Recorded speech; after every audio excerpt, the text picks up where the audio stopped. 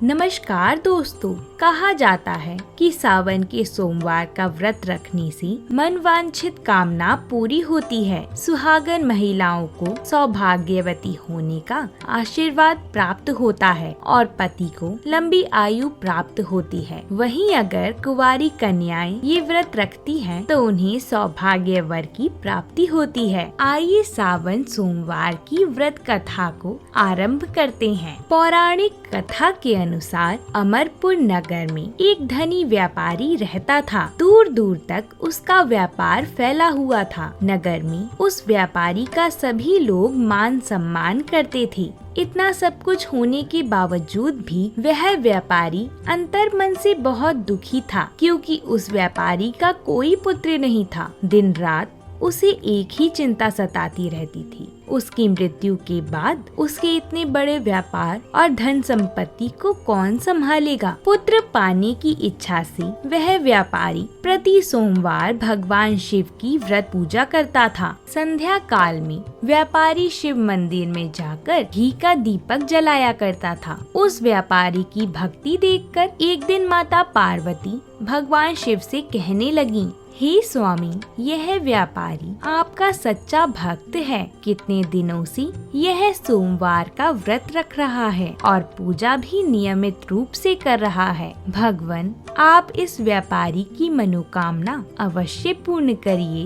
भगवान शिव ने मुस्कुराते हुए कहा, हे पार्वती, इस संसार में सबको उसके कर्मों के अनुसार ही फल की प्राप्ति होती है। देवी प्राणी जैसा कर्म करते हैं, उन्हें वैसा ही फल प्राप्त होता है। इसके बावजूद पार्वती जी नहीं मानी। उन्होंने आग्रह करते हुए कहा, नहीं प्राणनाथ, आपको इस व्यापारी की इच्छा पूरी करनी ही पड़ेगी। यह आपका अनन्य भक्त है। प्रति सोमवार आपका विधि पूर्वक व्रत रखता है और पूजा अर्चना भी करता है, और इसके बाद आपको भोग लगाकर एक समय भोजन ग्रहण करता है। आपको इसे पुत्र प्राप्ति का वरदान देना ही चाहिए। पार्वती जी का इतना आग्रह देखकर भगवान शिव जी ने कहा, तुम्हारे आग्रह पर मैं इस व्यापारी को पुत्र प्राप्ति का वरदान अवश्य दूंगा, लेकिन इसके पुत्र की आयु 16 वर्ष से अधिक नहीं होगी। उसी रात भगवान शिव ने स्वप्न में आकर दर्शन देकर उसे पुत्र प्राप्ति का वरदान दिया और उसे पुत्र के 16 वर्ष तक जीवित रहने की बात भी बताई। भगवान शिव के वरदान से व्यापारी को खुशी तो हुई, लेकिन पुत्र की अल्प आयु की चिंता ने उस खुशी को नष्ट कर दिया। व्यापारी पहले की तरह ही सोमवार का विधि पूर्वक व्रत रखता था। कुछ महीने पश्चात उसके घर में अति सुंदर पुत्र का जन्म हुआ। पुत्र जन्म से व्यापारी के घर में खुशियाँ आ गई थीं। खूब धूमधाम से पुत्र जन्म का समारोह मनाया गया। व्यापारी को पुत्र जन्म की अधिक खुशी नहीं हुई, क्योंकि उसे पुत्र की अल्प आयु का रहस्य मालूम था। यह रहस्य घर में किसी और को नहीं मालूम था। विद्वान ब्राह्मणों ने उसके पुत्र का नाम अमर रखा। जब अमर 12 वर्ष का हुआ तो शिक्षा ग्रहण करने के लिए व्यापारी ने उसे वाराणसी भेजने का निश्चय किया। व्यापारी ने अमर के मामा दीपचंद को बुलाया और कहा कि अमर को शिक्षा प्राप्त करने के लिए वाराणसी छोड़ आओ। व्यापारी ने अमर और अमर के मामा को धन देकर कहा, तुम जहाँ भी रात्रि में विश्राम करो, वहाँ पर यज्ञ और ब्राह्मणों को भोजन कराते हुए जाना। अमर अपने मामा के साथ शिक्षा प्राप्त करने के लिए चल दिया। रास्ते में जहाँ भी अमर और दीपचंद रात्रि विश्राम के लिए ठहरते, वहीं यज्ञ करते और ब्राह्मणों को भोजन कराते। लंबी यात्रा के बाद अमर और दीपचंद एक नगर में पहुँचे। उस नगर में राजा की कन्या के विवाह की खुशी में पूरे नगर को सजाया गया था। निश्चित समय पर बारात आ गई, लेकिन वर के पिता को अपने बेटे के एक आंख से काने होने के कारण उसे इस बात का भय सता रहा था कि राजा को इस बात का पता चलने पर कहीं वह विवाह से इनकार ना कर दे, इससे उसकी बदनामी होगी। वर के पिता ने अमर को देखा तो उसे एक विचार आया। उसने सोचा कि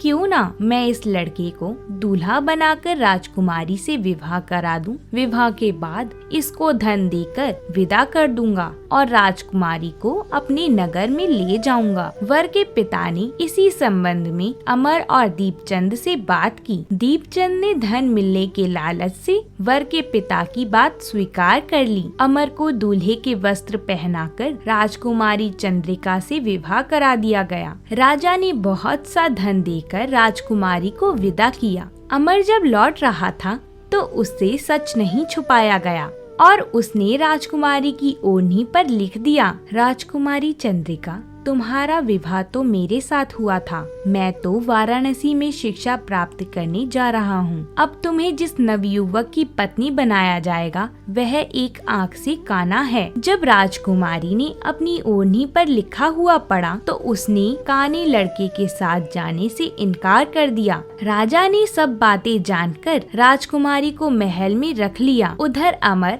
अपने मामा दीपचंद के साथ वाराणसी पहुंच गया। अमर ने गुरुकुल में पढ़ना शुरू कर दिया। जब अमर की आयु 16 वर्ष हुई तो उसने एक यज्ञ किया। यज्ञ की समाप्ति पर ब्राह्मणों को भोजन कराया और खूब अन्न वस्त्र दान में दिया। रात को अमर अपने शयन कक्ष में सो गया। शिवजी के वरदान के अनुसार ही शयन अवस्था में ही अमर के प्राण छूट गए। सूर्योदय होने पर मामा अमर की मृत्यु देखकर रोने पीटने लगे। आसपास के लोग भी एकत्र होकर दुख प्रकट करने लगे। मामा के रोने और विलाप करने के स्वर से गुजरते हुए भगवान शिवजी और माता पार्वती ने भी उसकी पीड़ा सुनी। पार्वती जी ने भगवान शिव से कहा, मुझसे इसके रोने का स्वर सहन नहीं हो रहा है, आप इस व्यक्ति के कष्ट अवश्य दूर करें। भगवान शिव ने माता पार्वती जी के साथ अदृश्य रूप में समीप जाकर अमर को देखा। तब भोलेनाथ ने पार्वती जी से कहा, यह तो उसी व्यापारी का पुत्र है जिसे मैंने 16 वर्ष की आयु का वरदान दिया था। इसकी आयु तो पूरी हो गई है। माता पार्वती जी ने फिर भगवान शिव से निवेदन किया, हे स्वामी, आप इस लड़के को जीवित करें, नहीं तो इसके माता पिता पुत्र की मृत्यु के कारण रो रो कर अपने प्राणों को त्याग देंगे।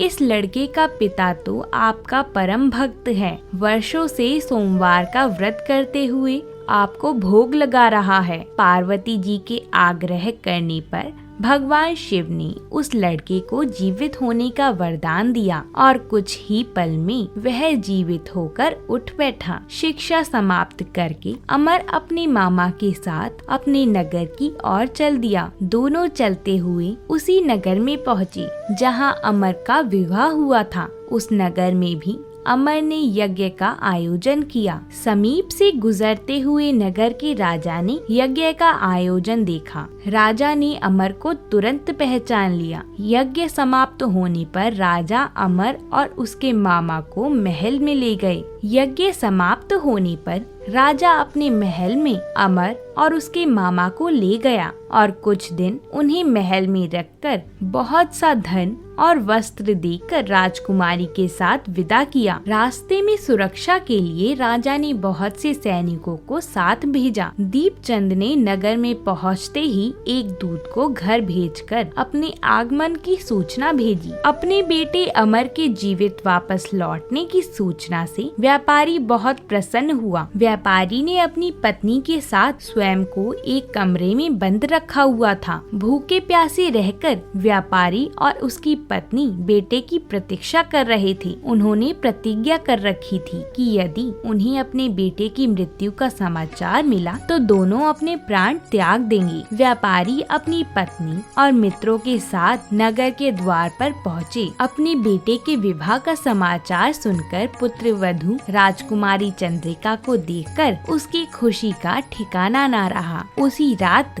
भगवान शिव ने व्यापारी के स्वप्न में आकर कहा, हे पुत्र, मैंने तेरे सोमवार के व्रत करने और व्रत कथा सुनने से प्रसन्न होकर तेरे पुत्र को लंबी आयु प्रदान की है। व्यापारी बहुत प्रसन्न हुआ। सोमवार का व्रत करने से व्यापारी के घर में खुशियाँ लौट आईं। शास्त्रों में भी लिखा है कि जो स्त्री पुरुष सोमवार का विधि पूर्वक व्रत करते हैं और व्रत कथा सुनते हैं, उनकी सभी इच्छाएं पूरी होती हैं। सावन के सोमवार का व्रत रखकर शिव जी और माता पार्वती जी को दूध, दही, घी, शक्कर, शहद और गंगा जल से शिव परिवार को स्नान कराएं। फिर चंदन, फूल, फल, धूप, दीप, वस्त्र, बेलपत्र, भांग, धतूरा आदि अर्पित करें। शिव चालीसा और शिव मंत्रों का जाप करके सावन सोमवार की व्रत कथा पढ़ें